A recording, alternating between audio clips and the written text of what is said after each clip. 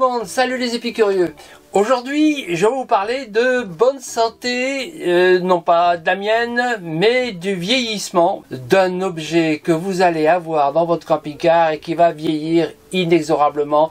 Il s'agit de la batterie moteur.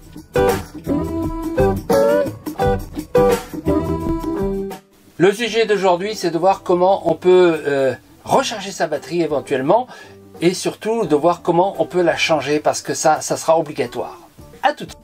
Et si vous ne l'êtes pas encore, n'oubliez pas de vous abonner, de mettre des likes, de mettre des commentaires et de cliquer sur la petite cloche. Merci. Voilà donc mon ancienne batterie que je vais changer parce que elle est tout simplement vieille, elle a déjà bientôt 7 ans. Alors je vais la remplacer par celle-ci. Et je vous donnerai en description tous les éléments pour retrouver le lien parce que c'est une bonne affaire et elle est surtout très bon marché, même si c'est pas une marque. Les autres marques sont plus chères, mais elles ont les mêmes caractéristiques, voire moins bien. J'en parlerai tout à l'heure. Maintenant, je vais vous montrer surtout comment faire lorsque votre camping-car ne démarre pas et comment on peut s'en sortir assez facilement. Mais bon, il faut pas être pressé non plus dans l'urgence. Ah, dans l'urgence, ça, vous êtes foutu. Il y a plusieurs choses à faire. Peut-être la booster au démarrage pour redémarrer tout de suite, mais vous allez retomber en panne un peu plus tard si la batterie est à plat et elle est vieille. Vous allez avoir le même problème un peu plus tard. Vous pouvez, si elle n'est pas trop vieille et qu'elle est à plat, la recharger. Et c'est ce qu'on va voir ici. Ce qui pour moi n'a pas été efficace parce qu'elle était déchargée mais vieille. Donc il a fallu la changer et c'est la troisième étape. Comment changer la batterie de votre camping-car? Surtout dans les Fiat Ducato où la batterie est cachée puisqu'on ne la voit pas. Et pourquoi on ne la voit pas? Tout simplement parce qu'elle est ici, là-dessous. Alors ça paraît comme ça bizarre d'aller la chercher là-bas dessous, mais vous allez voir, c'est très facile. C'est la vidéo d'aujourd'hui qui va vous expliquer tous ces points. Un peu plus tard, je vous donnerai quelques conseils pour démarrer néanmoins avec une batterie à plat. Je vous parlerai aussi du temps qu'il faut pour recharger une batterie qui est à plat. Je vous parlerai des causes possibles et puis de quelques signes avant-coureurs que l'on peut repérer. Et donc voilà, vous êtes réveillé le matin, vous allez partir et vous mettez le contact. Et là, tout semble correct. Hein, sauf que quand j'appuie sur le démarreur, qu'est-ce qui se passe? Eh bien, j'y arrive pas. Je n'arrive pas à démarrer. N'insistez pas car vous allez épuiser la batterie et vous allez immanquablement et irrémédiablement la rendre inutilisable. Si votre intention est de simplement recharger la batterie parce qu'elle est à plat, voilà ce qu'il ne faut pas faire.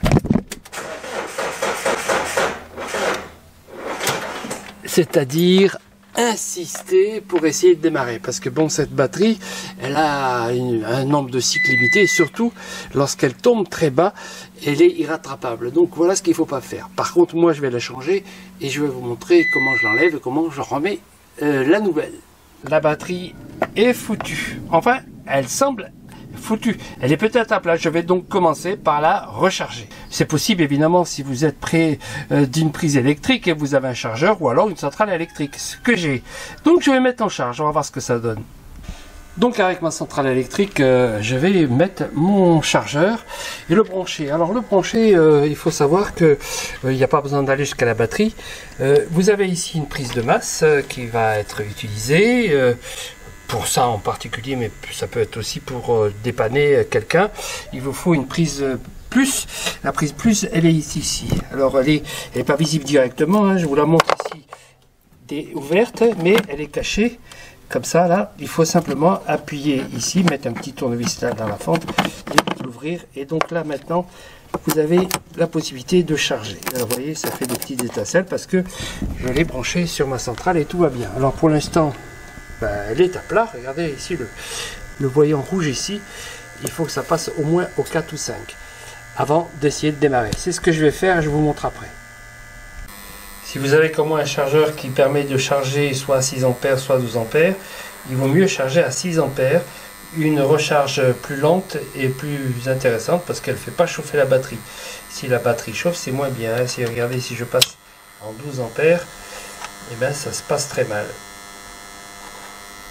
Donc il vaut mieux être plus lent et durer plus longtemps pour la recharge.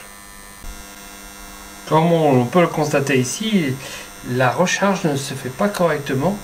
Là, ça fait déjà plusieurs heures, 3 heures de recharge et elle ne se fait pas. Elle se fait mal, regardez, on n'arrive même pas à la recharge maximum. Et puis là, ça clignote, ça se fait mal, quoi. Et si je baisse la charge, ben en fait, je suis à un niveau très bas, donc la batterie, elle est vraiment foutue, quoi. En fait, si vous arrivez à démarrer, ce que je vais faire ici, tout de suite après avoir rechargé, ça ne veut pas dire que c'est gagné, parce que en fait, une fois arrêté, la batterie va continuer à se décharger et à être à plat. Donc en fait, il faut aller à la batterie. Alors si ça jamais c'est votre cas, si vous avez une batterie qui est un peu vieille, ce qui est mon cas, elle a ici plus de 7 ans. Voilà, c'est un bon âge pour une batterie. Il faut aller la chercher ici. Alors je vous ai préparé ici la démonstration pour aller enlever la batterie. Alors j'ai déjà tout préparé parce que sinon c'est un peu long. Alors il faut dégager ici le tapis de sol et cet ensemble là, eh bien il tient par ici des fixations. Il suffit de la tourner ici et ici avec un tournevis. Alors les outils qui sont utiles pour ça, c'est ce tournevis pour ça. Donc on tourne ici dans ce sens. Pareil pour les 4 coins. Alors il y en a un autre là-bas. Alors de l'autre côté, il faut bien enlever le tapis de sol. Voilà. Une fois qu'on a fait ça, vous voyez, il y en a un autre là et un autre là. Celui-là, il est plus délicat à enlever. Il faut un petit tournevis court. Moi, je l'ai fait une fois, je ne l'ai pas remis après, mais bon. Alors ici, une fois que c'est ça, ben, il faut soulever ici et il faut déboîter le couvercle. Et une fois que vous avez ce tournevis, il faudra avoir des clés. Alors là, c'est une clé de 13. Vous allez voir tout à l'heure comment je m'en sers. Une clé de 10. Vous allez voir aussi comment je m'en sers. Et un petit tournevis croisillon. Voilà, j'enlève ici et je vais soulever ça. Alors une fois que je le soulève, vous voyez, ça s'enlève facilement. Sauf que il faut ici le déboîter, il faut le tirer. Donc d'où la nécessité d'avoir enlevé le tapis de sol correctement de l'autre côté. Et vous tirez, et voilà, c'est venu. Alors, maintenant nous avons cette fameuse batterie. Alors a priori il y a plein de boulons parce que il y a des choses qui sont des écrous à dévisser liés à différentes installations. Alors dans le cas du mien, c'est du Kato avec l'installation de pilote. C'est comme ça que ça se présente. Alors cet ensemble là, c'est la partie de connexion positif. Et vous avez l'autre négatif ici. La première chose à faire, si vous ne voulez pas faire de bêtises, c'est de débrancher la masse. Voilà. Il suffit de pousser, voilà, ça vient. Et maintenant, la batterie étant déconnectée, vous ne risquez pas, en manipulant ici, de faire un contact avec les masses. Il y en a juste ici, par exemple, hein, donc faire attention. Alors, de tous ces boulons ici, je les ai déjà dévissés ici pour vous montrer. Il y a ce petit truc ici qui est une fixation sur la batterie elle-même et qui va nous gêner pour le démontage. Donc ici, je l'ai déjà dévissé. Je vous montre ici, c'est la nécessité du tournevis à croisillon dont je vous ai parlé tout à l'heure. Et on va enlever ce petit système qui est un système de blocage pour empêcher la partie de tourner en fait. Donc ça le bloque en position en fait. Alors donc on enlève ça. Voilà, ça je l'enlève, je pose avec les vis. Et maintenant, eh ben, il faut, c'est simplement avec la clé de 10 que je vous ai montré tout à l'heure, qu'il faut bien dévisser ça. Une fois que c'est dévissé correctement, en fait, vous l'écartez. Voilà, vous écartez un peu ici pour donner de la marge. Voilà, une fois que c'est écarté, qu'il y a du jeu, là, vous allez pouvoir mobiliser cet ensemble et l'enlever. Voilà, et bien cette fois, vous voyez, ça c'est tout l'ensemble qui se déboîte. Et on a dégagé maintenant la batterie presque dans sa totalité. Il ne reste plus qu'à enlever la fixation de la batterie parce que bien évidemment, il ne faut pas qu'elle bouge pendant qu'on roule. Elle est bien stabilisée ici dans sa boîte qui est en fait une boîte qui permet d'être étanche, parce que ça c'est des batteries acides, elles peuvent couler. Alors remarquez qu'ici il y a une évacuation des gaz qui va partir sous le camping-car. Il y a des fils en plus que vous n'aurez peut-être pas, parce que moi c'est lié à mes installations, notamment pour l'alimentation des caméras arrière. Voilà, alors maintenant j'ai plus qu'à dévisser ça, et ça correspond à la nécessité d'avoir ce troisième outil, la clé de 13. Bon, et bien une fois que c'est débloqué, on peut le finir à la main. Voilà, j'ai enlevé l'écrou et je vais maintenant enlever la fixation. Bon, apparemment il n'y a rien de particulier. Voilà, et j'enlève ça. Voilà, ça s'enlève par là, je soulève. Et voilà, cette fois j'ai accès à ma batterie dans sa totalité. J'ai plus qu'à la soulever et à l'enlever. Remarquez au passage les caractéristiques de la batterie dont je vais avoir besoin pour la renouveler. C'est une 95 ampères-heure. Donc ça doit être facile à trouver. Alors ce qu'il faut vérifier évidemment lors de l'achat, c'est les dimensions. Largeur, longueur, profondeur. Même si on dispose ici d'une certaine petite marge, il vaut mieux acheter exactement la même. Il semble que comme ça il y ait de la marge un peu de ce côté et un peu de l'autre. Alors attention, ce n'est pas de la marge utile. Il faut donc prendre exactement les mêmes dimensions. Car ici, aux profondeurs, là, vous avez une petite butée. Et cela évite évidemment que si jamais ça se défaisait ici, ça bouge. Là, elle est bloquée. On peut pas la déplacer. On peut que la soulever.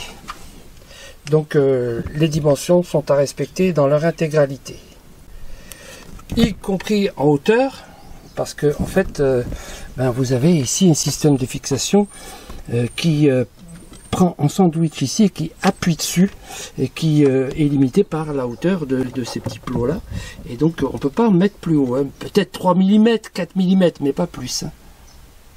Bon, le tuyau de dégazage que j'ai trouvé comme ça, je ne sais pas si c'est moi qui l'ai mis quand j'ai installé ces câbles là, mais en fait sa place elle est là. Voilà. Alors je sais pas, mais en fait ça peut être là, ou c'est simplement l'évacuation des liquides qui peuvent s'écouler. Bon, moi j'ai mis les deux parce que finalement ça peut s'écouler quand même avec le tuyau. C'est pas très important, bien parce que ce tuyau là c'est des gaz, donc effectivement ils peuvent supporter d'être ici. Je n'ai plus qu'à redresser la batterie, l'enlever. Alors ça je vais l'enlever, je me mettrai sur la nouvelle batterie. Voilà, c'est très facile, je le garde de côté et je vais soulever ici. Attention, c'est quand même du costaud, 20 kg.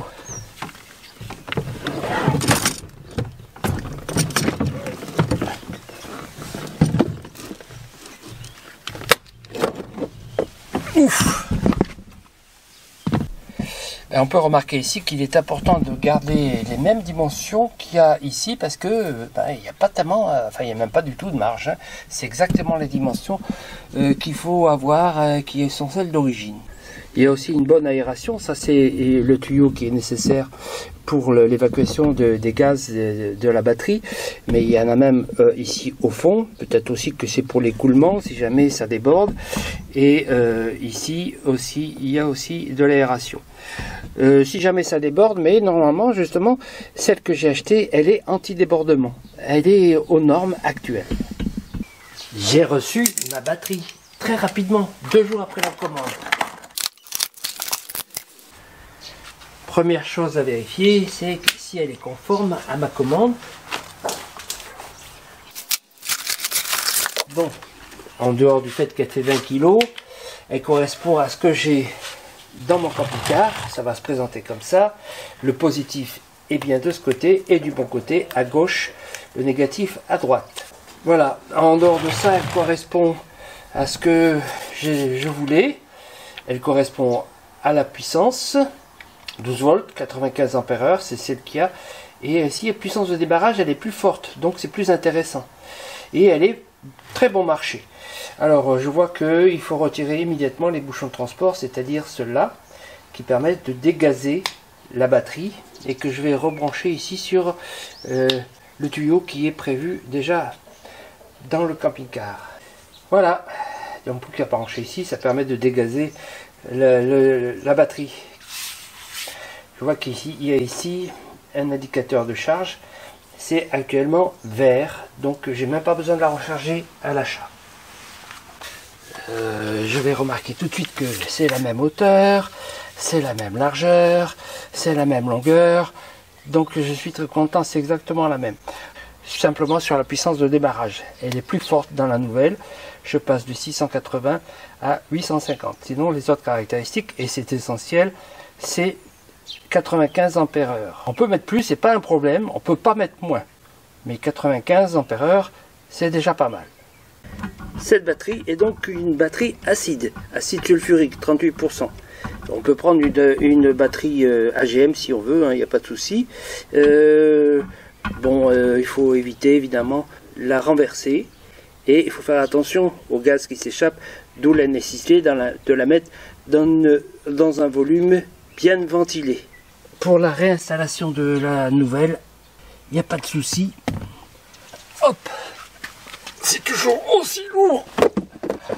Oh, je la présente ici avec la borne plus du bon côté et la borne moins de l'autre côté. Allez, on va la mettre dans son trou. Et voilà, elle est déjà calée correctement. Je vais la réinstaller, remettre notamment le tuyau d'échappement des gaz, le faire passer dans le trou d'évacuation. Voilà, je vais mettre la cale de fixation,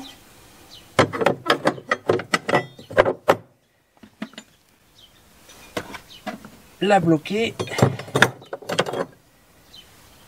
avec son écrou que je vais resserrer et bloquer. Je vais évidemment bloquer et serrer ça ensuite correctement. Là, je vais remettre la borne positive que je vais serrer aussi correctement. Maintenant, et je mettrai ensuite la borne négative. Voilà, pas la peine de serrer comme un âne non plus. C'est du costaud. Maintenant, je peux mettre la borne négative. J'entends que tout se met en marche correctement. Ce qui est intéressant à remarquer, c'est que pendant que j'avais enlevé la batterie, en fait, tous les éléments se sont remis à zéro. Voilà, je suis le 1er janvier maintenant. Il va falloir que je remette à jour l'heure et la date. Voilà ce qui arrivera d'ailleurs si vous débranchez votre batterie pendant l'hivernage. Si ça vous intéresse de le savoir, il n'y a rien d'autre à faire que d'enlever ici la borne moins. C'est peut-être pas utile d'enlever le plus. Moi je sais que j'enlève que le moins. Il y en a qui enlèvent les deux. À vous de voir. Bon, une fois que vous avez tout remis et vérifié les serrages, remis la sécurité ici en rouge là, et il n'y a plus qu'à tout remettre le couvercle et tout refermer et démarrer. C'est ce que je vais faire. D'abord, peut-être avant, je vais vérifier que ça démarre avant de tout remonter. Je remets le contact. Bon, tout fonctionne correctement. Allez. Allez, on tire le tapis de sol.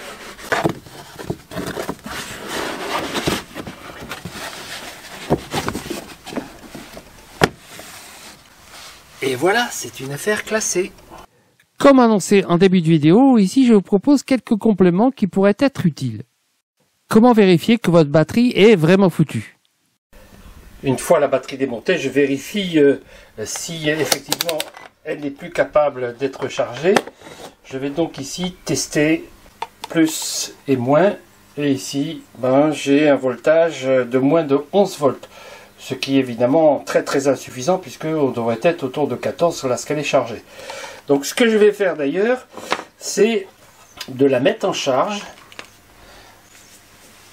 et de vérifier après de 2-3 heures de charge quelle va être la charge définitive et surtout si elle se maintient.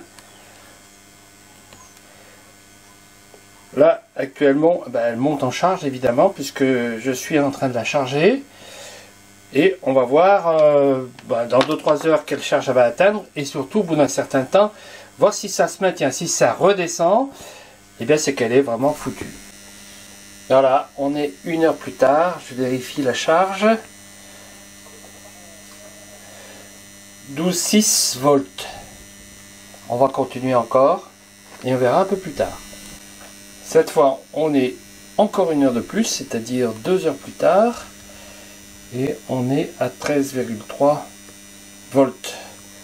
Je vais encore laisser 1 heure pour voir si on arrive à atteindre les 14 volts. Encore 1 heure plus tard, on est toujours à 13,3 volts, ça monte pas à 14. Donc maintenant je vais arrêter la charge et vérifier que ça descend pas.